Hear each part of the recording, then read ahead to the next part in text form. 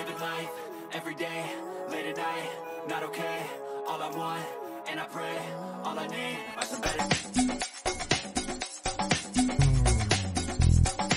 Showbiz Kachika TV.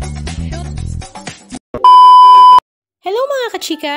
Muli na naman nga pinaningning ng ating Pangulong Bongbong Marcos at ng kanyang asawa na si Atty. Liza Araneta Marcos ang Malacanang.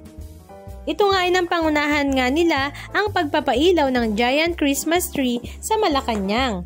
Dinaluhan nga rin ito ng iba't ibang personalidad sa mundo ng politika, lalong-lalo na nga ang buong gabinete ni Pangulong Bongbong Marcos.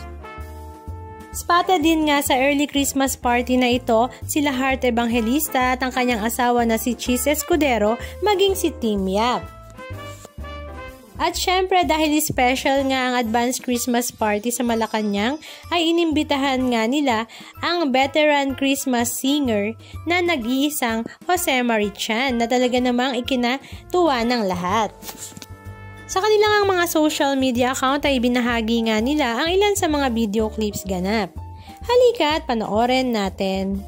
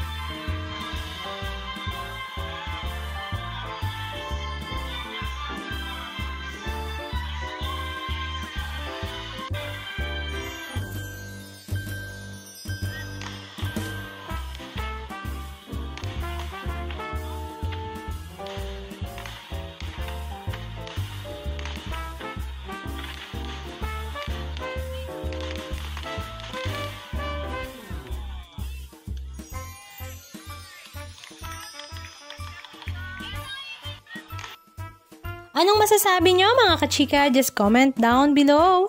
And please don't forget to subscribe. Thank you!